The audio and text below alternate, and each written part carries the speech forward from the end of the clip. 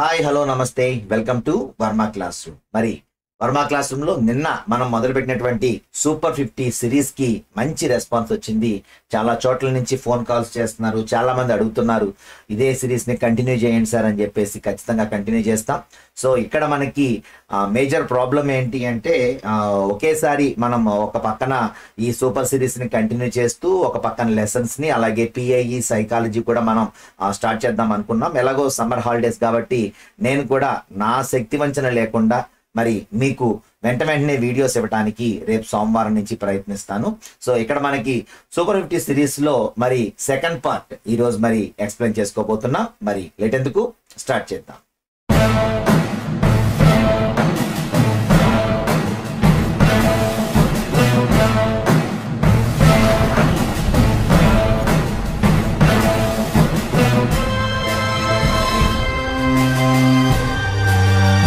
దాదా Saheb Phalke international film festival awards. ఇక్కడ మీరు కొంచెం ఒక తేడా ఉంది, అది బాగా గమనించాలి. Dada Saheb Phalke international film festival awards అనేటువంటివి ప్రతి సంవత్సరం కూడా అక్కడ భారతదేశంలో ఉన్నటువంటి అన్ని భాషల్లో ఉన్నటువంటి అందరూ కూడా దానికి నామినేషన్స్ పంపిస్తారు. సో ఈ నామినేషన్స్ లో ఒక బెంచ్ ఉంటుంది. ఆ బెంచ్ లో మరి ఏం చేస్తారు అంటే ఎవరైతే బాగా పెర్ఫామ్ చేశారో వాళ్ళని ఎన్నుకోవడం జరుగుతుంది. సో వాళ్ళు ఇంటర్నేషనల్ ఫిలిం ఫెస్టివల్ అవార్డ్స్ అనే పేరుతో భారతదేశంలో ఉన్న సినిమాలన్నిటికీ కూడా అవార్డ్స్ అనేటువంటివి ఇస్తూ ఉంటారు. సో ఇది మనకి 2024లో జరిగింది. యాక్చువల్గా 2024లో Dada Saheb Phalke international film festival awards జరిగినాయి. సో దీనికి గాను బెస్ట్ యాక్టర్ అవార్డు ఎవరు గెలుచుకున్నారు అంటే షారూక్ ఖాన్ ఫర్ జవాన్. సో జవాన్ సినిమాకి షారూక్ ఖాన్ కి Dada Saheb Phalke international film festival award రావడం జరిగింది. మరి రాణి ముఖర్జీ ఉత్తమ యాక్ట్రెస్ లేక ఉత్తమ నటిగా మిసెస్ చటర్జీ వర్సెస్ నార్వే అనేటువంటి ఒక సినిమాకి మరి రాణి ముఖర్జీ బెస్ట్ యాక్ట్రెస్ గా సెలెక్ట్ అయ్యారు. ఉత్తమ దర్శకుడిగా యానిమల్ డైరెక్టర్ సందీప్ రెడ్డి, అలాగే ఉత్తమ నటుడు క్రిటిక్స్ అంటే ఏంటి, క్రిటిక్స్ అనేటువంటిది ఏంటి అంటే అక్కడ కొంతమంది విమర్శకులు ఉంటారు. ఆ విమర్శకులు ఎప్పుడు కూడా విమర్శిస్తూనే ఉంటారు. వాళ్ళది ఒక బెంచ్ ఉంటుంది స్పెషల్ గా. సో వాళ్ళు ఎవరినైనా మెచ్చుకున్నారు అనుకోండి, సో దాన్ని క్రిటిక్స్ అంట. అర్థమైందా? సో ఇక్కడ ఉత్తమ నటుడు క్రిటిక్స్ అంటే ఏంటి అంటే విమర్శకుల చేత కూడా మెప్పు పొందినటువంటి నటుడు ఎవరైతే ఉన్నారో అతన్ని ఇక్కడ ఉత్తమ నటుడు క్రిటిక్స్ అని పిలుస్తారు. సో దీనికి గాను వికీ కౌశల్, రీసెంట్ గా అతని చావా సినిమా మనకి చాలా బాగా తెలుసు అందరికీ కూడా. మరి ఇక్కడ చూసుకుంటే ఆ చావా సినిమాలో నటించినటువంటి వికీ కౌశల్ శ్యామ్ బహదూర్ అనేటువంటి సినిమాలో కూడా యాక్ట్ చేశారు. ఆ సినిమాకు గాను ఉత్తమ నటుడు అవార్డుని క్రిటిక్స్ అంటే విమర్శకుల ద్వారా గెలుపొందాడు. ఓకేనా? సో ఉత్తమ నటుడు 2 అవార్డ్స్ ఉన్నాయి. ఏంటది? ఒకటి ఉత్తమ నటుడు, అతను హీరో అన్నమాట. So best actor for hero award ఎవరు? షారూక్ ఖాన్ ఫర్ జవాన్.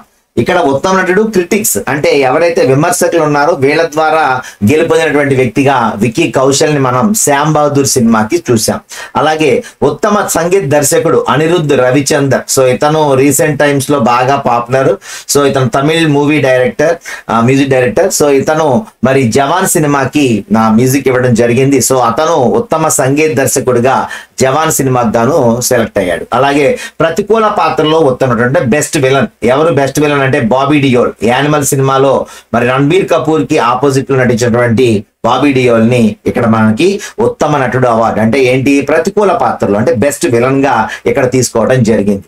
అలాగే వెబ్ సిరీస్ ఈ మధ్య కాలంలో ఓటీటీ వచ్చిన తర్వాత బాగా మనం చూస్తున్నటువంటిది వెబ్ సిరీస్. సో ఈ వెబ్ సిరీస్ లో స్కూప్ అనే వెబ్ సిరీస్ గాను కరిష్మా తన్నాకి ఉత్తమ నటి అవార్డు, బెస్ట్ యాక్ట్రెస్ అవార్డు దేంట్లో వచ్చింది? వెబ్ సిరీస్ లో వచ్చింది అనమాట. అలాగే చలనచిత్ర పరిశ్రమకు అత్యుత్తమ సహకారం అందించినటువంటి వ్యక్తిగా మౌషమి చటర్జీకి, సంగీత పరిశ్రమకు అత్యుత్తమ సహకారం అందించేందుకు గాను కేజే యేసుదాస్ కూడా వీళ్ళు అవార్డ్స్ ఇవ్వడం జరిగింది. అయితే దీంట్లో మనకి షార్ట్ స్టోరీస్ అలాగే షార్ట్ వీడియోస్ కూడా తీసుకుంటారు వీళ్ళు. సో దానికి కూడా వీళ్ళు మరి బెస్ట్ సెలెక్ట్ చేసి అవార్డ్స్ ఇస్తూ ఉంటారు. సో అవన్నీ కూడా మరి ఏప్రిల్ నెలలోనే జరుగుతాయి. సో ప్రజెంట్ మనం ఏప్రిల్ నెలలో ఉన్నాం. ఒకవేళ కనుక 2025 అవార్డ్స్ వస్తే నేను మళ్ళీ మీకు నెక్స్ట్ వీడియోలో మీకు వాటిని చెప్పే ప్రయత్నం చేస్తాను. ఓకేనా? సో దాదా సాహెబ్ ఫాల్కే ప్రెసెంట్ ఇప్పటి వరకు అయితే మాత్రం 2024లో మరి అవార్డ్స్ ఇచ్చారు. Shahrukh Khan best actor, Rani Mukherjee best actress, best director వచ్చేసరికి సందీప్ రెడ్డి యానిమల్. మరి క్రిటిక్స్ తో బెస్ట్ యాక్టర్ గా అనిపించుకున్న వ్యక్తి Vicky Kaushal. Best director music director ఎవరు అంటే అనిరుద్ రవిచందర్. అలాగే బెస్ట్ విలన్ ఎవరు అంటే బాబీ డియోల్. వెబ్ సిరీస్ లో ఉత్తమ నటి ఎవరు అంటే కరిష్మా తన్నా స్కూప్ సినిమాకి. సో ఇది ప్రెసెంట్ ఇక్కడ మనకి ఇంపార్టెంట్. అయితే ఇక్కడ చిన్న బిట్ ఉంది మనకి, ఏంటి అంటే 2025లో కూడా వాళ్ళు నామినేషన్స్ తీసుకున్నారు ఆల్రెడీ. మరి నామినేషన్స్ తీసుకుంటేనే కదా ఈ ఏప్రిల్ నెలలో వాళ్ళు అవార్డ్స్ ఇస్తారు. సో నామినేషన్స్ తీసుకున్నప్పుడు తెలుగు సినిమాల్లో నుంచి ఒక సినిమా present Dadasaheb Phalke international film festival అవార్డుకి నామినేట్ అయ్యింది. ఏంటి ఆ సినిమా అంటే కిరణ్ అబ్బవరం రీసెంట్ గా నటించినటువంటి కా అనే సినిమాని మరి Dadasaheb Phalke international film festival awards లో నామినేట్ అయ్యింది. అలాగే మరి షార్ట్ ఫిలిం గా ఏంటి షార్ట్ ఫిలిం. సో ఇక్కడ చూసి చెప్పాక మీకు షార్ట్ ఫిలిమ్స్ కూడా వీళ్ళు అవార్డ్స్ ఇస్తారని చెప్పి. సో షార్ట్ ఫిలిం విభాగంలో ఇక్కడ తెలంగాణ నుంచి ద అవార్డ్ 1996 అనేటువంటి ఒక షార్ట్ ఫిలిం, అంటే చేనేత కార్మికుల మీద మరి ఈ షార్ట్ ఫిలిం తీయటం జరిగింది.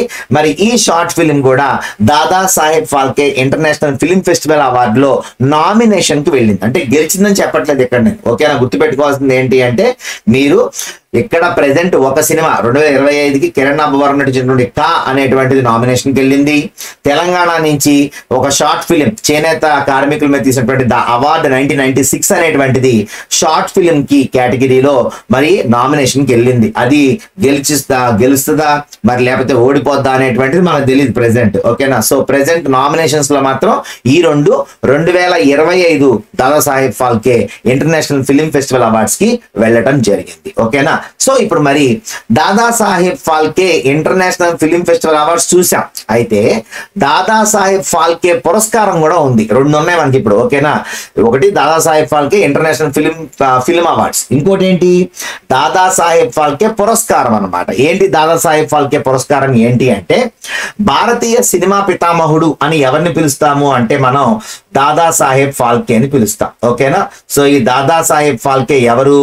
అసలు భారతీయ సినిమాకి మూల పురుషుడు లేక పితామహుడుగా చెప్తాము. గుర్తుపెట్టుకోండి, ఇండియన్ సినిమాకి పితామహుడు ఎవరు అంటే దాదాసాహెబ్ ఫాల్కే. సో ఆయన పేరు మీదుగా దాదాసాహెబ్ ఫాల్కే పురస్కారం ఇస్తున్నారు. అంటే ఏంటి, సినిమా రంగంలో ఎవరైతే విశేష కృషి చేశారో, సో సినిమా రంగంలో విశేష కృషి చేసిన వ్యక్తికి ఇస్తూ ఉంటారు. అయితే ఈ అవార్డు మరి మొట్టమొదటిసారిగా 1969లో ఇవ్వటం జరిగింది. ఆ సంవత్సరం ఎవరు తీసుకున్నారు అంటే దేవికా రాణి రోరిచ్ తీసుకున్నారు. గుర్తుపెట్టుకోండి, దాదాసాహెబ్ ఫాల్కే మొట్టమొదటిసారి అవార్డు ఇచ్చినప్పుడు ఎవరు తీసుకున్నారు? దేవికా రాణి రోరిచ్ తీసుకున్నారు. మరి మన బిట్ ఏంటి 2024 ఇప్పుడు కరెంట్ అఫైర్స్ లో 2024 దాదాసాహెబ్ ఫాల్కే అవార్డు ఎవరికి ఇచ్చారు? మిథున్ చక్రవర్తికి ఇచ్చారు, ఓకేనా. I am a disco dancer అనేటువంటి పాట మీ అందరికి తెలుసు. సో దానిలో నటించినటువంటి మిథున్ చక్రవర్తి ప్రెసెంట్ మరి 2024 సంవత్సరానికి గాను దాదాసాహెబ్ ఫాల్కే పురస్కారాన్ని అందుకున్నారు, ఓకేనా. సో మరి దాదాసాహెబ్ ఫాల్కే అని చెప్పుకుంటున్నాం కాబట్టి ఆయన గురించి రెండు మాటలు మనం చెప్పుకోవాలి ఇక్కడ. ఏంటి అంటే అసలు ఇండియన్ సినిమాకి పితామహుడు అని చెప్పాం కదా ఈయన్ని, దాదాసాహెబ్ ఫాల్కేని. ఎందువల్ల ఆయన పితామహుడు అయ్యాడు అంటే 1913లో మొట్టమొదటి సినిమాని, అంటే ఇండియాలో మొట్టమొదటి సినిమా ఏంటో తెలుసా? రాజా హరిశ్చంద్ర. ఏంటది? రాజా హరిశ్చంద్ర. మరి మనకు తెలుసు మీ అందరికి, ఫేమస్ పెయింటర్ రవివర్మ ఎక్కువగా మరి రాజా హరిశ్చంద్ర బొమ్మలే వేసేవాడు. ఆయన బొమ్మలు చూసిన తర్వాత ఆ బొమ్మలు అలాగే ఎందుకు ఉండాలి, కదలకూడదా, కదిలే బొమ్మల్ని మనం తీయలేమా అని చెప్పేసి మరి ఈయన మరి ఫస్ట్ మూకీ సినిమాని నిర్మించాడు దాదాసాహెబ్ ఫాల్కే. దాని డైరెక్టర్ కూడా ఎవరు అంటే ఆయనే. సో నిర్మాత ఆయనే, దర్శకుడు కూడా ఆయనే అన్నమాట. సో రెండు చేసి భారత సినిమా చరిత్రలో మొట్టమొదటి సినిమాని నిర్మించి దర్శకత్వం వహించినటువంటి ఆ వ్యక్తి ఎవరు అంటే దాదాసాహెబ్ ఫాల్కే. సో ఆ సినిమా పేరు రాజా హరిశ్చంద్ర, ఓకేనా. సో మరి ఇక్కడ చూసుకుంటే ఈ నెంబర్ తిరిగేయండి, 13 తిరిగేస్తే ఏమవుద్ది? 31 అవుద్ది, ఓకేనా. సో 1931లో ఏం జరిగింది అంటే మొట్టమొదటి టాకీ సినిమా తీశారు. అంటే ఆలం అరా అనేటువంటి మొదటి టాకీ సినిమా. అప్పటిదాకా మాటలు లేవు, ఓకేనా. సో అర్దేషిర్ ఇరానీ అనేటువంటి ఈ వ్యక్తికి ఇతను కూడా నిర్మాత దర్శకుడు. ఇతనికి ఏంటి మూగబొమ్మలు చూస్తున్నాం మనం, మరి మూగబొమ్మలు కాకుండా అసలు మాటలు లేకుండా భావం ఎలా అర్థమవుద్ది సినిమాలో అని చెప్పేసి మొదటిసారి టాకీ సినిమాని నిర్మించినటువంటి దర్శకత్వం వహించినటువంటి వ్యక్తి అర్దేషిర్ ఇరానీ. ఇతను తీసినటువంటి సినిమా ఆలం అరా. సో 13లో రాజా హరిశ్చంద్ర మూకీ సినిమా అయితే 31లో ఆలం అరా మొదటి టాకీ సినిమా. ఓకేనా. సో ఇది మరి చూసుకుంటే పైన మరి మన దక్షిణ భారతదేశంలో తీసుకుంటే తెలుగులో మొదటి సినిమా ఏది? సో అందువల్ల తెలుగులో మొదటి సినిమా తీసిన వ్యక్తి ఎవరు, నిర్మించిన వ్యక్తి ఎవరు అంటే రఘుపతి వెంకయ్య నాయుడు. సో అందుకని తెలుగు సినిమా పితామహుడుగా ఎవరిని పిలుస్తాము అంటే రఘుపతి వెంకయ్య నాయుడిని పిలుస్తాం. ఓకేనా. సో ఈ రఘుపతి వెంకయ్య నాయుడు మరి నిర్మాతగా 1921లో భీష్మ ప్రతిజ్ఞ అనేటువంటి ఒక మూకీ సినిమాని తీశాడు. మాటలు లేవు, అవును కదా. 31లో ఆలమ్మరా వచ్చేంత వరకు మాటలు లేని సినిమా చూసాం మనం, అవునా. సో మాటలు లేని సినిమాల్లో మన తెలుగులో మొదటి సినిమా భీష్మ ప్రతిజ్ఞ. దానికి గాను రఘుపతి వెంకయ్య నాయుడు నిర్మాత, ఆయన కుమారుడు అయినటువంటి రఘుపతి సూర్యప్రకాష్ దానికి దర్శకుడు, ప్లస్ దానిలో యాక్టర్ కూడా ఆయనే. ఓకేనా. భీష్ముడుగా యాక్ట్ చేసినటువంటి వ్యక్తి కూడా ఎవరు అంటే సూర్యప్రకాశే దానిలో యాక్టర్ గా కూడా చేశారనమాట. సో దర్శకుడు అలాగే నటుడు ఎవరు అంటే రఘుపతి సూర్యప్రకాష్. ఓకేనా. ఎవరు ఈయన అంటే మాత్రం రఘుపతి వెంకయ్య నాయుడు కుమారుడు. ఓకేనా, కొడుకు. ఓకే, నెక్స్ట్ చూసుకుంటే 1931లో మనకి ఆలమ్మర తీశారు కదా పైన. సో అందువల్ల మనోళ్ళు కూడా టాకీ సినిమా తీశారు, అదే భక్త ప్రహ్లాద. మొట్టమొదటి టాకీ సినిమా ఏది అంటే భక్త ప్రహ్లాద. హెచ్ఎం రెడ్డి గారు దీనికి దర్శకత్వం వహించారు. సో భక్త ప్రహ్లాద మొట్టమొదటి టాకీ సినిమా ఇన్ తెలుగు. ఓకేనా. దీని డైరెక్టర్ ఎవరు అంటే హెచ్ఎం రెడ్డి. ఓకేనా. సో మనం నెక్స్ట్ చూసుకుంటే జ్ఞాన్పీఠ్ అవార్డ్. ఓకేనా. So Jnanpith award. So Jnanpith award ని ఎవరు ఎలా స్టార్ట్ చేశారనేది ముందు చూసుకుంటే, Jnanpith award Times of India అనేటువంటి పత్రిక వ్యవస్థాపకులైనటువంటి సాహు జైన్ కుటుంబానికి చెందినటువంటి ప్రసాద్ జైన్ అండ్ రోమా జైన్ వీళ్ళిద్దరూ కలిసి 1961లో దీన్ని స్టార్ట్ చేశారు. ఓకేనా, గుర్తుపెట్టుకోండి. టైమ్స్ ఆఫ్ ఇండియా వ్యవస్థాపకులైనటువంటి సాహు జైన్ కుటుంబానికి చెందినటువంటి ప్రసాద్ జైన్ అండ్ రోమా జైన్ వీళ్ళిద్దరూ కలిసి 1961లో ఈ జ్ఞాన్పీఠ్ అవార్డ్ ని స్టార్ట్ చేశారు. అంటే మనకు కూడా మరి అంటే సాహిత్యానికి ఒక అవార్డు ఉండాలి అని. సో అప్పుడు వాళ్ళకి వచ్చిన ఆలోచన, ఒక ఫౌండేషన్ స్టార్ట్ చేద్దాం అమౌంట్ పెట్టి అని చెప్పేసి 64లో మరి భారతీయ జ్ఞాన్పీఠ్ ఫౌండేషన్ ని స్టార్ట్ చేయడం జరిగింది. 65లో మొదటిసారిగా సాహిత్యంలో వీళ్ళు అవార్డు ఇవ్వటం జరిగింది. సో ఈ మొదటిసారి ఎవరికి ఇచ్చారు అంటే జి శంకర్ కురూప్. ఓకేనా, శంకర్ కురూప్ ఈ అవార్డు ఇవ్వడం జరిగింది. ఓకేనా. సో మొదటిసారిగా శంకర్ కురూప్ కి ఈ అవార్డు ఇచ్చారు, జి శంకర్ కురూప్. సో ఈయన మలయాళానికి చెందినటువంటి వ్యక్తి, అంటే మలయాళ భాషలో సాహిత్యంలో ఈ అవార్డుని తీసుకున్నారు. ఓకేనా. సో నెక్స్ట్ చూసుకుంటే ఇప్పటి వరకు ఎన్నిసార్లు మనకి ఏ భాషలో అవార్డు హైయెస్ట్ సార్లు వచ్చింది అంటే హిందీలో 11 సార్లు, కన్నడలో 8 సార్లు ఈ అవార్డు వచ్చింది. అంటే కన్నడ భాషలో సాహిత్యంలో 8 సార్లు, హిందీ భాషలో 11 సార్లు. అంటే 11 సార్లు అంటున్నాను కానీ 12 గుర్తుపెట్టేసుకోండి. ఎందుకని 2024లో మనకి ఇప్పుడు ఇచ్చేసారు కదా జ్ఞాన్పీఠ్, కాబట్టి 25లో మనకు వచ్చేసింది ఆల్రెడీ. కాబట్టి 12 సార్లు హిందీ హైయెస్ట్. ఏ భాష జ్ఞాన్పీఠ్ అవార్డు గెలుచుకుంది అంటే 12 సార్లు హిందీ భాష గెలుచుకోవటం జరిగింది. సెకండ్ ప్లేస్ లో ఎవరున్నారు అంటే కన్నడ. సో ఈ కన్నడ 8 సార్లు మరి అవార్డు తీసుకోవడం జరిగింది. ఓకేనా. దీనికి గాను 11 లక్షల రూపాయల క్యాష్ ఇస్తారు. అలాగే వాగ్దేవి కాంస్య విగ్రహం ఇస్తారు. ఇక ఇప్పటి వరకు తెలుగులో ఎవరు తీసుకున్నారు ఈ జ్ఞాన్పీఠ్ అవార్డు అంటే 1970లో విశ్వనాథ సత్యనారాయణ గారు శ్రీమద్ రామాయణ కల్పవృక్షానికి గాను అవార్డు తీసుకున్నారు. 88లో 1988లో సి నారాయణ రెడ్డి గారు విశ్వంబరకు గాను మరి జ్ఞాన్పీఠ్ అవార్డు తీసుకున్నారు. రీసెంట్ టైమ్స్ లో 2012లో రావూరి భరద్వాజ్ గారు పాకుడు రాళ్ళు అనే రచనకు గాను ఆయన జ్ఞాన్పీఠ్ అవార్డుని తీసుకోవడం జరిగింది. ఓకేనా. సో ఇది దీనికి సంబంధించి. అయితే రీసెంట్ టైమ్స్ లో మనం చెప్పలేం, ఇక్కడ మనకి ఇది రీసెంట్ గా ఇచ్చారు. ఈ టైం పేపర్ ప్రిపేర్ అయిపోయి ఉంటే మీరు ఇబ్బంది పడతారు కాబట్టి 2 ఉంచాను. ఇక్కడ ఏంటి అంటే మొన్నసారి ఎవరికి ఇచ్చారు అంటే 58వ జ్ఞాన్పీఠ్ ఇద్దరికి ఇచ్చారు. ఓకేనా, అందులో ఒక వ్యక్తి గుల్జార్, ఎవరైతేనో ఉర్దూ భాషలో కవి గుల్జార్, ఈయన ఇచ్చారు. అలాగే సంస్కృత పండితుడైనటువంటి జగద్గురు రామభద్రాచార్యకి ఇచ్చారు. ఓకేనా, సో వీళ్ళిద్దరూ 58వ జ్ఞాన్పీఠ్ పురస్కారానికి ఎంపికయ్యారు. ఈ గుల్జార్ అసలు పేరు ఏంటి అంటే సంపూరణ్ సింగ్ కల్రా.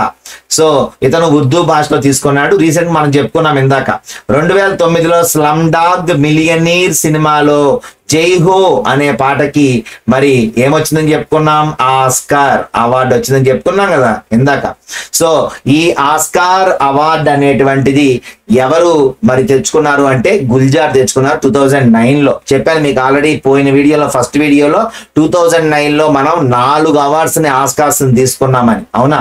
సో నెక్స్ట్ చూసుకుంటే రామభద్రాచార్య 74 ఏళ్ళు. ఈయన సాంస్క్రిట్ భాషలో పండితుడు. మధ్యప్రదేశ్ లో ఉన్నటువంటి చిత్రకూట్లోని తులసీపీఠం వ్యవస్థాపకులు ఈయన. ఓకేనా, సో సంస్కృతంలో ఇది 2వసారి, ఉర్దూలో 5వసారి. ఓకేనా, కన్నడ 8వసారి, ఇక హిందీ 12వసారి. ఓకేనా, సో అది గుర్తుపెట్టుకోండి. ఇక రీసెంట్ టైమ్స్ లో ప్రెసెంట్ మనకి 59వ జ్ఞాన్పీఠ్ అవార్డు ఒకరికే వచ్చింది. ఆయన పేరు వినోద్ కుమార్ శుక్లా. ఓకేనా, రీసెంట్ టైమ్స్ లో ఇస్తే గనక మీరు గుర్తుపెట్టుకోవాల్సింది ఏంటి, 59వ జ్ఞాన్పీఠ్ అవార్డు ఎవరికి వచ్చింది, వినోద్ కుమార్ శుక్లాకి వచ్చింది. అయితే ఈయనకి మరి ఒక స్పెషల్ ఉంది. ఏంటి అంటే ఛత్తీస్గఢ్ కి ఇప్పటి వరకు అవార్డు రాలేదు. ఛత్తీస్గఢ్ నుంచి ఫస్ట్ టైం అవార్డు తీసుకున్న వ్యక్తి ఎవరు అంటే వినోద్ కుమార్ శుక్లా. జ్ఞాన్పీఠ్ అవార్డు ఎప్పటిదాకా ఛత్తీస్గఢ్ రాష్ట్రానికి రాలేదు. అయితే మొట్టమొదటిసారిగా ఛత్తీస్గఢ్ నుంచి వినోద్ కుమార్ శుక్లా ఈ అవార్డు తీసుకోవడం జరిగింది. హిందీలో 12వ అవార్డు. చెప్పాను ఇందాక దాకా 11 అని చెప్పాను, అందుకే ఒకటి కలిపేశాను. హిందీ భాషలో ఈయన రాసినటువంటి కవితలు చూడండి. మనకి ఇక్కడ 2 బుక్స్ రాశారు ఈయన. నౌకర్ కి కమీజ్ అంటే నౌకర్ అంటే తెలుసు, పనోడు. సో అతని యొక్క కమీజ్ అంటే చొక్కా, అంటే పనివాని యొక్క చొక్కా. సో దీనికి ఒక ఇది రాశారు. అలాగే రెండోది చూసుకుంటే దీవార్ మే ఏ కిటికీ రహతీ థీ అంటే ఒకప్పుడు ఈ దీవార్ అంటే తలుపులో ఒక కిటికీ ఉండేది అన్నారు. దీవార్ అంటే తలుపు అనమాట. సో ఈ దీవార్ మే ఏ కిటికీ రహతీ థీ అని చెప్పారు. సో ఇక్కడ మనకి ఈ 2 ఈయనవి అంటే గుర్తుపెట్టుకోండి, నౌకర్ యొక్క చొక్కా అలాగే ఒక కిటికీ, ఈ 2 కూడా ఆయన యొక్క రచనలు.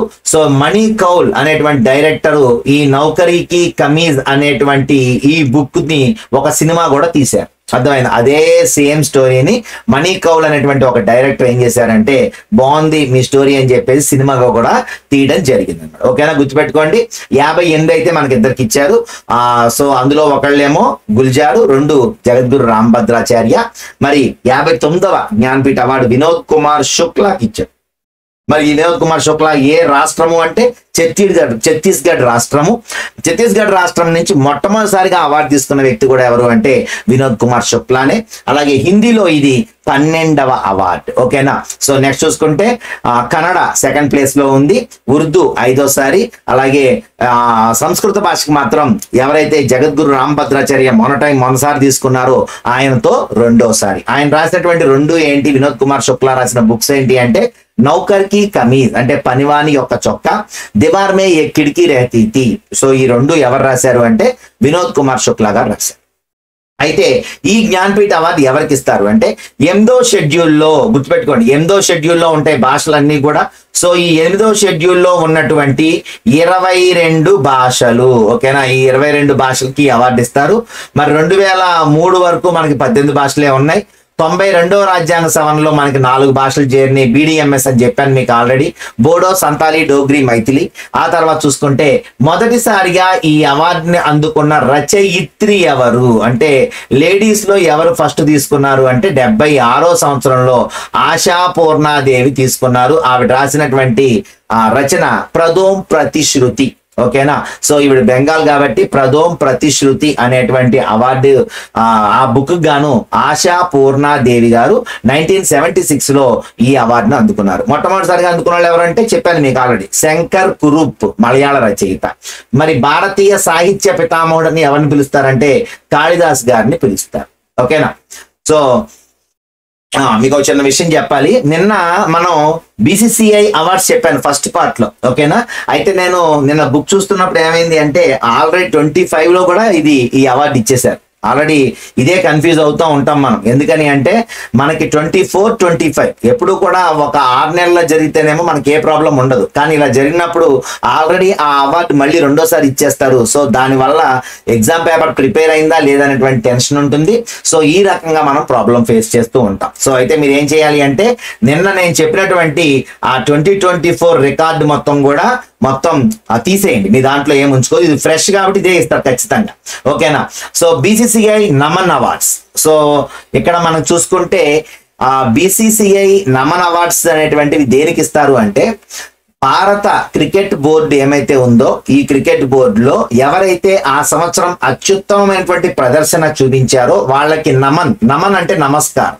ఓకేనా? నమన్ అంటే నమస్కారం అంతే, అంతేగాని దీనికి ఎటువంటి అబ్రివేషన్ లేదు. సో ఈ నమన్ అవార్డ్స్ అనేటువంటివి ఇస్తూ ఉంటారు. సో ప్రెసెంట్ మనం చెప్పుకోవాల్సినటువంటి ఇంపార్టెంట్ ఏంటి అంటే దీనిలో ఇక్కడ ఫస్ట్ బిట్ మీరు ఉపయోగించుకోవాల్సింది ఏది అంటే బాగా మనం చూసుకోవాల్సిన బిట్స్ చూసుకోండి. 23-24 సంవత్సరానికి మహిళల వన్డేస్ లో అత్యధిక వికెట్లు తీసిన బౌలర్ ఎవరు?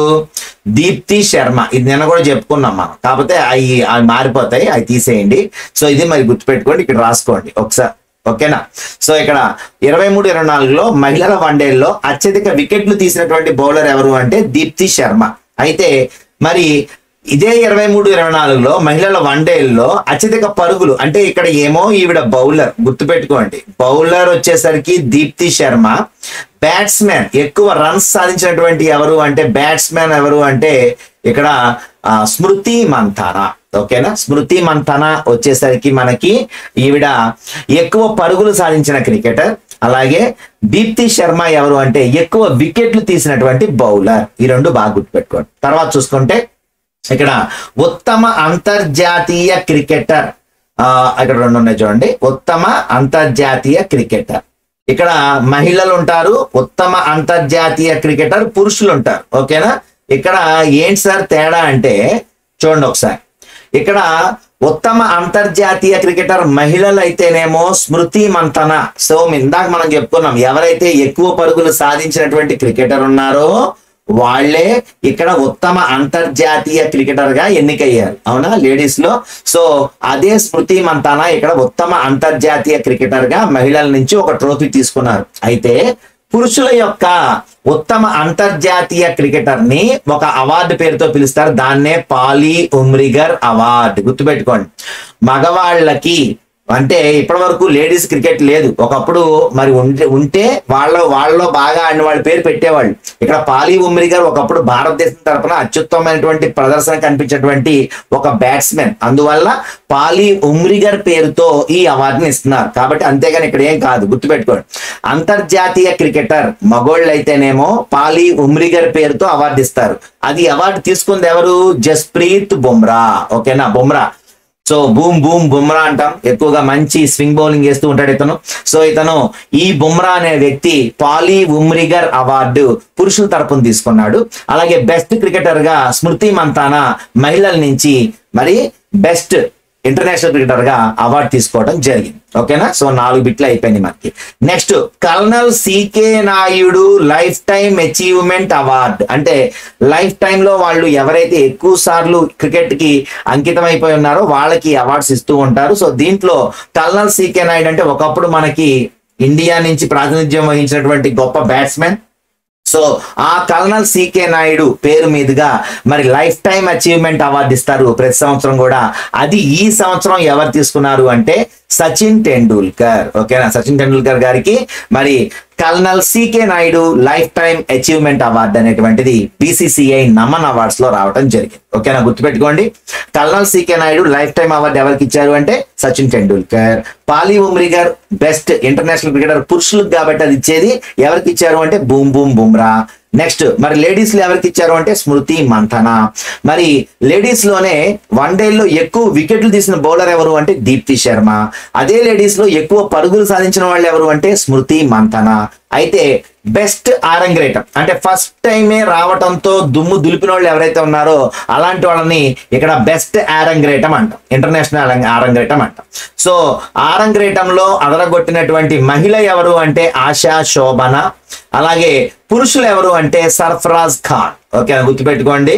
ఆరంగేటంలో మంచి ప్రతిభ కనపరిచినటువంటి వాళ్ళు ఎవరు అంటే లేడీస్ లో అయితే ఆశా శోభన, పురుషుల్లో అయితే సర్ఫరాజ్ ఖాన్. ఓకేనా.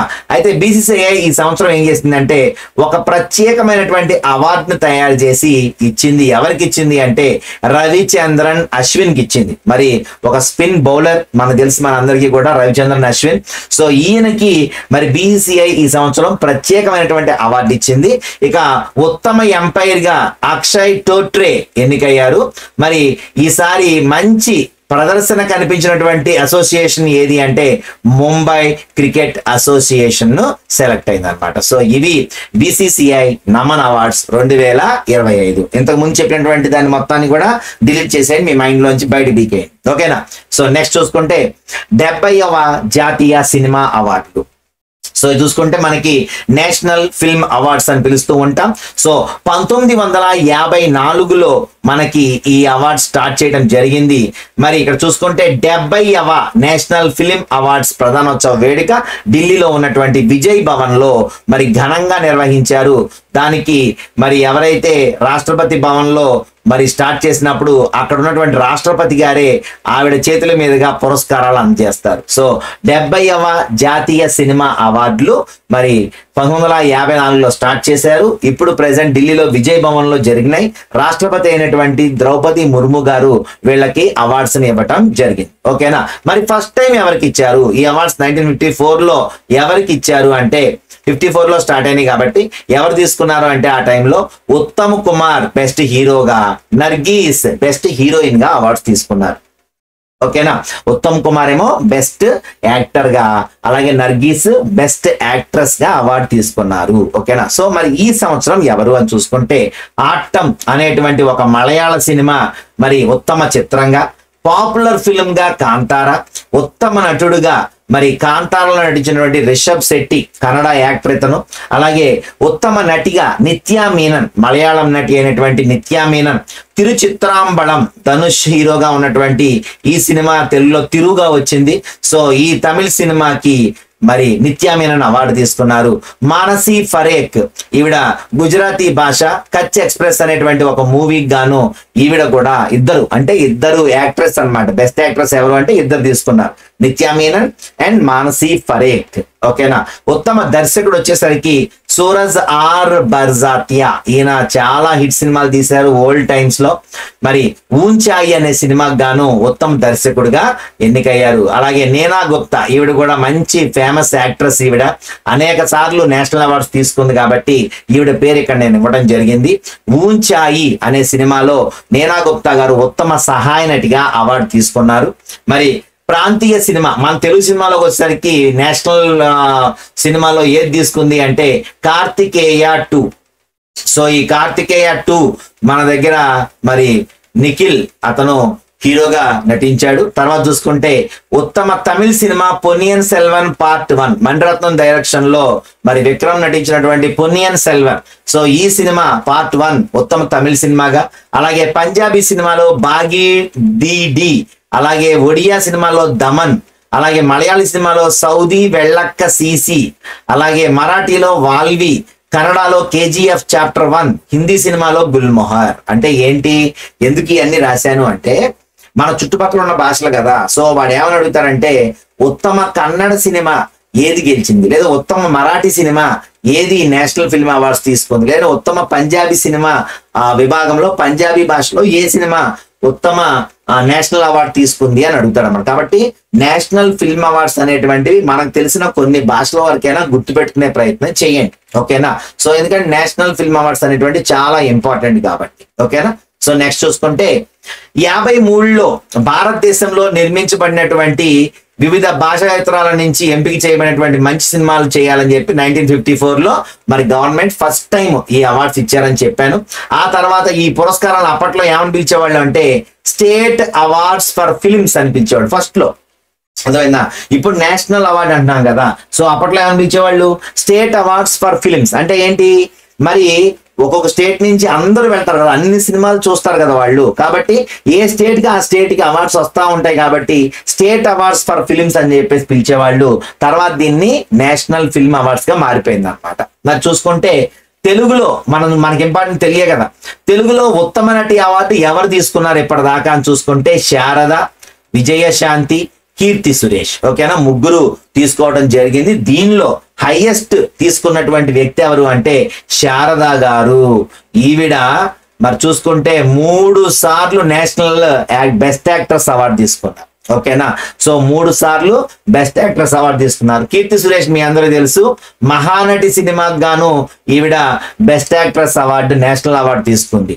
అలాగే మొన్న చూసుకుంటే మనకి పుష్ప సినిమాకు గాను అల్లు అర్జున్, జెంట్స్ లో మనకి అల్లు అర్జున్ పుష్ప సినిమాకు గాను ఉత్తమ నటుడు అవార్డు గెలుచుకున్నారు. ఎవ్వరు లేరు ఇప్పటిదాకా తెలుగులో నేషనల్ అవార్డు తీసుకున్న ఒకే ఒక్క హీరో అల్లు అర్జున్. ఓకేనా, అలాగే ఎక్కువ సార్లు గెలిచిన నటి ఎవరు అంటే షబానా ఆజ్మీ. షబానా ఆజ్మీ మరి ఎక్కువ సార్లు మరి ఈ అవార్డుని గెలుచుకుంది. అలాగే ఎక్కువ సార్లు గెలుచుకున్న నటుడు ఎవరు అంటే అమితాబ్ బచ్చన్. సో అమితాబ్ బచ్చన్ 4 times ఈ అవార్డ్స్ తీసుకోవడం జరిగింది. అలాగే 3 సార్లు గెలిచిన వాళ్ళు ఎవరైనా ఉన్నారు అంటే శారద, కంగనా రనౌత్. రీసెంట్ టైమ్స్ లో కంగనా రనౌత్, శారద గారు 3 సార్లు తీసుకున్నారని చెప్పాను ఆల్రెడీ. అలాగే 3 సార్లు గెలిచిన మేల్ ఎవరైనా ఉన్నారంటే కమల్ హాసన్, మమ్ముట్టి, అజయ్ దేవగన్. ఈయన హిందీ. అలాగే మమ్ముట్టి వచ్చేసరికి మనకి మలయాళం. అలాగే కమల్ హాసన్ వచ్చేసరికి తమిళ్.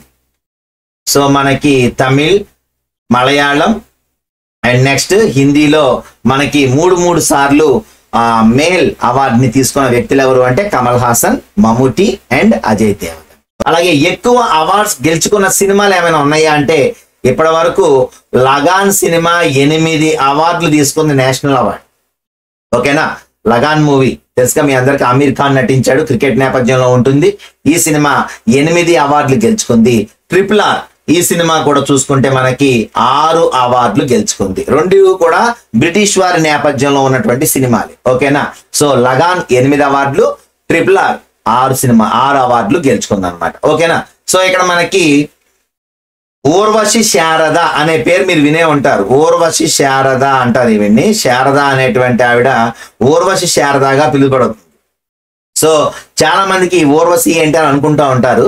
యాక్చువల్ గా ఒకప్పుడు ఈ నేషనల్ అవార్డు అంటే స్టేట్ అవార్డు ఫర్ ఫిలిమ్స్ గా ఉన్నప్పుడు, అంటే పాత 1954లో ఈ అవార్డ్స్ ఇస్తున్నప్పుడు ఎవరైతే మేల్ గెలిచారో వాళ్ళు భరత్ గా పిలువబడేవాడు అనమాట. ఓకేనా, నా పేరు సురేష్ కాబట్టి అవార్డు తీసుకున్నాను అనుకోండి, నా పేరు ముందు భరత్ అని చేరేది. అంటే ఏంటి అర్థం, ఇతను నేషనల్ బెస్ట్ యాక్టర్ గా ఇతను మరి సెలెక్ట్ అయ్యాడు అని చెప్పడం కోసం అతనికి ఒక బిరుదు తగిలించాడు. ఆ బిరుదు పేరే భరత్ అన్నమాట. అలాగే లేడీస్ లో గనక ఎవరైనా మరి నేషనల్ ఫిలిం అవార్డు తీసుకుంటే ఆవిడకి ఇచ్చేటువంటిది ఏంటి అంటే ఊర్వశి. మరి ఆ టైంలో ఎక్కువగా తీసుకున్నది ఎవరు అంటే శారద గారు. కాబట్టి శారద గారు ఇంటి పేరుగా మారిపోయింది అనమాట. చాలా మంది ఏమంటారంటే ఊర్వశి శారద అంటారు. చాలా మంది ఏమనుకుంటారు ఊర్వశి అనేది ఇంటి పేరేమో అనుకుంటారు. ఓకేనా, సో ఇక్కడ ఊర్వశి అంటే ఇక్కడ నేషనల్ బెస్ట్ యాక్ట్రెస్ గెలవబడింది అని అర్థం అనమాట. సో ఒక బిరుదది. ఓకేనా, సో ఊర్వశి శారద.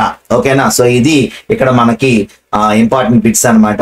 ఇక నెక్స్ట్ మనకి ఈ రోజు జీకే చూద్దాం. జీకే పాయింట్ లోకి వచ్చేసరికి చాలా మంది తెలుసు వైటమిన్స్. మరి మాక్సిమం మనకి ప్రతి ఎగ్జామ్ లో సైన్స్ అండ్ టెక్నాలజీ విభాగానికి వస్తే ఎక్కువగా అడిగేటువంటి బిట్స్ లో ప్రధానంగా కనిపించేది మనకి ఏది అంటే వైటమిన్స్. సో ఈ వైటమిన్స్ ఎవరు మొట్టమొదటిసారిగా కనుగొన్నారు అంటే మనకి ఇక్కడ తెలుసు. వైటమిన్స్ ని మొట్టమొదటిసారిగా కనుగొన్న వ్యక్తి ఎవరు అంటే క్యాసిమిర్ ఫంక్. ఎవరు? క్యాసిమిర్ ఫంక్ అనే వ్యక్తి అసలు వైటమిన్స్ అనేటువంటివి ఉన్నాయి అంటే ఏంటి మనకి చెప్పుకున్నాం ఆల్రెడీ. సూక్ష్మ పోషకాలు, స్థూల పోషకాలు అని చెప్పుకుంటాం కదా. సో దాంట్లో ఇక్కడ సూక్ష్మ పోషకాల విభాగంలో మన బాడీలో అనేక రకాలైనటువంటి వ్యాధులకు గాను, అలాగే అనేక రకాలైనటువంటి వ్యాధి నివారణ శక్తికి గాను ఏది తింటే ఏమొస్తుంది అనేటువంటి విషయాలన్నీ కూడా క్యాసిమిర్ ఫంక్ ఏం చెప్పాడు అంటే చాలా మైక్రోన్యూట్రియంట్స్ ఉన్నాయి, సో ఇక్కడ మ్యాక్రోన్యూట్రియంట్స్ ఉన్నాయి. సో ఇవన్నీ కూడా మన బాడీకి ఎలా పనిచేస్తున్నాయో అలాగే వైటమిన్స్ అండ్ మినరల్స్ అనేటువంటివి కూడా ఉన్నాయి అని చెప్పి మొట్టమొదటిసారిగా క్యాసిమిర్ ఫంక్ మనకి వైటమిన్స్ గురించి చెప్పారు. ఓకేనా, సో ఈ వైటమిన్స్ మనకు ప్రధానంగా విటమిన్ ఏ చూసారు కదా మీకు. సో ఈ వైటమిన్ ఏ అనేటువంటి దాన్ని ఏ పేరుతో పిలుస్తాం? రెటినాల్. గుర్తుపెట్టుకోవాలి. వైటమిన్ ఏ యొక్క శాస్త్రీయ నామం ఏంటి అని అడుగుతాడు. రెటినాల్. రెటినాల్ ఈ రెటినాల్ గనక లోపించింది అనుకోండి, అతనిలో వచ్చే వ్యాధి జరాఫ్థాల్మియా అలాగే రేచీకటి. ఈ రెండు కూడా మనకి ఈ రెటినాల్ యొక్క లోపం వల్ల వస్తుంది. అలాగే విటమిన్ B1 అంటే బి వచ్చేసరికి మనకి బి నుంచి 12 వరకు బికి సంబంధించినవే ఉంటాయి. ఇవి చాలా ఇంపార్టెంట్ మీకు, ఓకేనా. సో ఈ B1 అనేటువంటిది థయమిన్ అని పిలుస్తాం. విటమిన్ ఏంటి అంటే థయమిన్. సో ఈ థైమిన్ యొక్క లోపం వలన ఏమొస్తుంది అంటే బెరీ, ఓకేనా, బెరీ అనేటువంటి ఒక వ్యాధి వస్తుంది. అలాగే B2 ఇది కూడా మనం చూసుకుంటే రైబోఫ్లెవిన్ అని పిలుస్తాం దీన్ని. సో ఈ రైబోఫ్లెవిన్ యొక్క మరి లోపం వలన ఏమొస్తుంది అంటే మనకి నోటి పూత, నోరంతా పూచిపోయి నోట్లో మరి చిన్న చిన్న గుళ్ళలు లాంటివి ఏర్పడుతూ ఉంటాయి. సో నోటి పూతకి ప్రధానమైన కారణం ఏంటి అంటే రైబోఫ్లెవిన్ యొక్క లోపం, ఓకేనా, B2 యొక్క లోపం. ఇక B3 తర్వాత B3 ఏంటి నియాసిన్. సో ఈ నియాసిన్ ఈ B3 కనుక లోపించింది అనుకోండి, పెల్లాగ్రా అనేటువంటి ఒక వ్యాధి వస్తుంది, ఓకేనా. B3 గనక లోపిస్తే పెల్లాగ్రా, నియాసిన్ లోపం వలన వచ్చే వ్యాధి ఏంటి? ఏ అడుగుతారు బిట్లు మనకు రేపు జీకే బిట్స్ అంటే ఇవే, ఇంకేముండవు కొత్తవి. నియాసిన్ లోపం వలన వచ్చే వ్యాధి పెల్లాగ్రా. అలాగే విటమిన్ B5 ఇక్కడ చూసుకుంటే ప్యాంటోథెనిక్ యాసిడ్ అని పిలుస్తాం దీన్ని. సో ఈ B5 ఎప్పుడైతే తగ్గుద్దో అరికాళ్ళలో మంటలు వచ్చేస్తా ఉంటాయి అన్నమాట. సో ఈ అరికాళ్ళ మంటలకి మరి తగ్గాలి అంటే మనం ఏమి వాడాలి అంటే, ఏ విటమిన్ లోపం అంటే విటమిన్ B5 లోపం, ప్యాంటోథెనిక్ యాసిడ్ లోపం వలన మనకి కాళ్ళలో మంటలు వస్తూ ఉంటాయి. ఇక B6 పెరిడాక్సిన్ అంటాం దీన్ని. సో ఈ B6 పెరిడాక్సిన్ లోపం వల్ల ఎనీమియా, రక్తహీనత కలుగుద్ది, ఓకేనా. తర్వాత B7 మరి బయోటిన్ అంటాం. సో ఈ బయోటిన్ ఉన్నటువంటి ఫుడ్స్ తీసుకోకపోతే చర్మం మీద చిన్న చిన్న చుక్కలు, మచ్చలు, పొక్కులు లాంటివి వస్తూ ఉంటాయి. సో చర్మ వ్యాధులకి ప్రధానమైన కారణం ఏంటి అంటే B7 బయోటిన్ కారణం అని చెప్పుకోవచ్చు. ఇక B9 folic acid or folates అని పిలుస్తాం వీటిని. అలాగే B12 కోబాలమిన్ లేక సైనోకోబాలమిన్ అని పిలుస్తాం.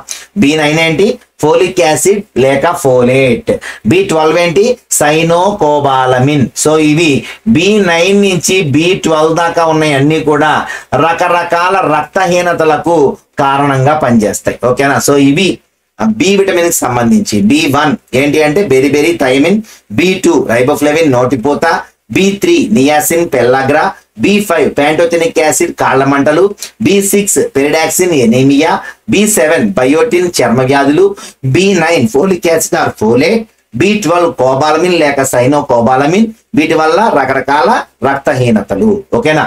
సో నెక్స్ట్ చూసుకుంటే విటమిన్ సి మీ అందరికీ తెలుసు ఆస్కార్బిక్ యాసిడ్ అని పిలుస్తాం. సో ఈ విటమిన్ సి దేనికి అంటే బాడీ మరి ఎప్పుడు మన ఏమైతే శరీరం ఉందో అది ఎప్పుడూ కూడా ఎటువంటి గాయాలైనా కూడా లేదంటే ఏమైనా చిన్న చిన్న దెబ్బలు తగిలినా వెంటనే అవి మాడిపోవడానికి కానీ లేదంటే అవి వెంటనే తగ్గిపోవడానికి కానీ ఎక్కువగా పనికొస్తుంది. అలాగే మన చర్మం నిత్య యవ్వనంగా అందంగా కనిపించడానికి ఈ విటమిన్ సి ఎక్కువగా మనం వాడుతూ ఉంటాం. సో దీన్నే ఆస్కార్బిక్ యాసిడ్ అంటాం. సో ఈ విటమిన్ సి తగ్గితే వచ్చే వ్యాధి స్కర్వీ అనేటువంటి ఒక వ్యాధి వస్తుంది, ఓకేనా. తర్వాత vitamin D calciferol. Vitamin D ఎక్కడ వస్తుంది మనకి? ఎక్కువగా ఎండలోకి వెళ్తే వస్తాయి అంట. ఎండలోకి వెళ్తే ఏమవుతుంది? కాలిపోద్ది. కాబట్టి విటమిన్ డి ఏంటి? కాలిపోద్ది కాబట్టి కాల్సిఫెరాల్, ఓకేనా. సో ఈ విటమిన్ డి లోపం వలన వచ్చే వ్యాధి రికెట్స్, ఓకేనా. రికెట్స్ విటమిన్ డి లోపం వలన వస్తుంది. ఇక విటమిన్ ఈ ఏంటిది? టోకోఫెరాల్ అని పిలుస్తాం దీన్ని. దీనివల్ల వ్యంగ్యత్వం వస్తుంది. వ్యంగ్యత్వం అంటే ఏంటి? పిల్లలు పుట్టకపోవడం అంటే నీ దగ్గర ఉన్నటువంటి ఏమైతే ప్రాబ్లమ్స్ ఉన్నాయో ఆ ప్రాబ్లమ్స్ వల్ల పిల్లలు తొందరగా పుట్టరు అనమాట. సో ఇది కారణమైనటువంటి మరి ఏంటిది అంటే టోకోఫెరాల్. వ్యంగ్యత్వానికి కారణమైనటువంటిది ఏది అంటే విటమిన్ ఈ, టోకోఫెరాల్. అలాగే ఈ విటమిన్ ఈనే మన బాడీ మరి మంచిగా చిన్నపిల్లలు ఉన్నట్టు మరి కనిపించాలన్నా మరి కొంచెం యవ్వనంగా అనిపించాలన్నా ఈ విటమిన్ ఈకి సంబంధించినటువంటి టాబ్లెట్స్ వాడుతూ ఉంటారు, ఓకేనా. సో ఈ అంటే చర్మం యవ్వనంగా ఉండటానికి ప్లస్ వ్యంగ్యత్వాన్ని నివారించడానికి ఉపయోగపడేది tocopherol, vitamin E. Next vitamin K. So ఈ వైటమిన్ కే వచ్చేసరికి దీన్ని ఫిలోక్వినోన్ అంటారు లేదంటే క్వినోన్ అని పిలుస్తారు. సో ఇక్కడ ఇది ఏంటి అంటే రక్తం గెడ్డ కట్టే విటమిన్ ఏది అంటే కే. ఓకేనా, కొయాగ్యులేషన్. విటమిన్ కే అనేటువంటిది రక్తం గడ్డగట్టడానికి బాగా ఉపయోగపడుతుంది. అయితే ఇంకా చాలా ఉంటాయి మైక్రోన్యూట్రియంట్స్ కాబట్టి, ఇవన్నీ మ్యాక్రోన్యూట్రియంట్స్ కాబట్టి. విటమిన్ B17 కూడా ఉంది. దీనికి కారణం క్యాన్సర్ వస్తుంది అనమాట విటమిన్ B17 లోపం వలన. ఈ B17 ఏమని పిలుస్తామంటే అమిగ్డాలిన్ అని పిలుస్తాం. సో ఈ అమిగ్డాలిన్ అనేటువంటి దాని లోపం వలన మనకు వచ్చేటువంటి వ్యాధి ఏంటి అంటే క్యాన్సర్. ఓకేనా, సో ఇవి మరి ప్రెసెంట్ మనకు తెలిసినటువంటి వైటమిన్స్ అండ్ వాటి లోపం వలన వచ్చేటువంటి వ్యాధులు. సో ఈ పేర్లు చాలా జాగ్రత్తగా గుర్తుపెట్టుకోండి. ఎట్టి పరిస్థితుల్లో ఖచ్చితంగా సైన్స్ అండ్ టెక్నాలజీ గ్రూప్ లో విభాగంలో మనకు ఖచ్చితంగా బిట్టుపడే అవకాశం ఉన్నటువంటి ప్రధానమైన టాపిక్ ఇది. ఓకేనా, సో మరి నేను మిమ్మల్ని జీకే క్వశ్చన్స్ అడిగాను, ఒక 5 క్వశ్చన్స్. చాలా మంది ఆన్సర్ చేశారు, కొంతమంది ఆన్సర్ చేయలేదు. ఖచ్చితంగా ప్రతి ఒక్కళ్ళు లాస్ట్ లో నేను ఇచ్చేటువంటి 5 క్వశ్చన్స్ ఆన్సర్ చేయండి. ఎందుకంటే మీ మీద మీకు కాన్ఫిడెన్స్ అనేటువంటిది బిల్డ్ అవుతూ ఉంటుంది. ఆఫ్రికా ఖండంలో మొత్తం ఎన్ని దేశాలు ఉన్నాయి అంటే 54 దేశాలు ఉన్నాయి. అలాగే అమెరికా దేశంలో మొత్తం రాష్ట్రాల సంఖ్య ఎంత అంటే 50 రాష్ట్రాలు ఉన్నాయి. అందుకే అమెరికా జెండా మీరు చూసారనుకోండి, అందులో 50 నక్షత్రాలు ఉంటాయి. ఆ 50 నక్షత్రాలు దేనికి గుర్తు అంటే మా దేశంలో ఇన్ని రాష్ట్రాలు ఉన్నాయని చెప్పడానికి గాను 50 నక్షత్రాలు అమెరికా జెండాలో ఉంటాయి అన్నమాట. ఓకేనా, సో నెక్స్ట్ చూసుకుంటే ప్రపంచంలో అత్యధికంగా మాట్లాడే భాష ఏది? మరి ప్రపంచంలో అత్యధికంగా మాట్లాడే భాష ప్రెసెంట్ 2025 ప్రకారం చూసుకుంటే యాక్చువల్ గా మొన్నటి వరకు చైనీస్ ముండారిన్ అని చెప్పేసి అనేవాళ్ళు. కానీ మరి రీసెంట్ స్టాటిస్టిక్స్ ప్రకారం చూసుకుంటే ఇంగ్లీష్ ని ప్రెసెంట్ ప్రపంచంలో అత్యధికంగా మాట్లాడుతున్నారు. సెకండ్ ప్లేస్ లో ఎవరున్నారు అంటే చైనీస్ మ్యాండరిన్ భాష సెకండ్ ప్లేస్ లో ఉంది. థర్డ్ లాంగ్వేజ్ ఏది అంటే హిందీ అధికంగా మాట్లాడుతున్నారు. నెక్స్ట్ చూసుకుంటే భూటాన్, నేపాల్ దేశాల మధ్యలో ఉన్న రాష్ట్రం ఏది అంటే Sikkim. Religious capital of India అని ఏ నగరాన్ని పిలుస్తారు అంటే వారణాసి నగరాన్ని పిలుస్తారు. ఓకేనా, సో నెక్స్ట్ చూసుకుంటే ఈ రోజు 5 క్వశ్చన్స్ గుర్తుపెట్టుకోండి. ఫుట్బాల్ ఆటలో ఎంతమంది ఆటగాళ్లు ఉంటారు? వైట్ కాంటినెంట్ అని ఏ ఖండాన్ని అంటారు? మానవ శరీరంలో అతి పెద్ద ఎముక ఏది? మనం రోజు వాడే సేఫ్టీ పిన్స్ అంటాం కదా, సో ఈ సేఫ్టీ పిన్ ని ఎవరు కనుగొన్నారు? ఫోన్ లో మనం వేసుకునేటువంటి సిమ్ కార్డ్ అంటాం కదా, సో ఆ సిమ్ యొక్క ఫుల్ ఫామ్ ఏంటి? ఓకేనా, సో ఈ 5 క్వశ్చన్ కి ఆన్సర్ మరి మీరు కింద కామెంట్ బాక్స్ లో చేస్తూ ఉండండి. మరి ఆల్రెడీ ఆ డిఎస్సిలో ఉన్నటువంటి ఏమైతే ప్రాబ్లమ్స్ ఉన్నాయో వాటి మీద మేము రిప్రజెంటేషన్ ఇవ్వడం జరిగింది. మరి దానికి తగ్గట్టుగా మీరందరూ కూడా జాగ్రత్తగా అప్లై చేసుకోండి. ఇంకా ఏమైనా ప్రాబ్లమ్స్ ఉంటే మీరు నా కింద కామెంట్ బాక్స్ లో ఇవ్వండి. మన యూటీఎఫ్ సంఘం తరపున ఏమైనా ప్రాబ్లమ్స్ ఉంటే మరి విద్యాశాఖ మంత్రి గారికి ప్రాతినిధ్యం అందజేస్తాం. ఖచ్చితంగా మీతో ఉంటాం, మీకోసం పనిచేస్తాం. మరి ఉంటాను, మీ సురేష్ కుమార్ వారు.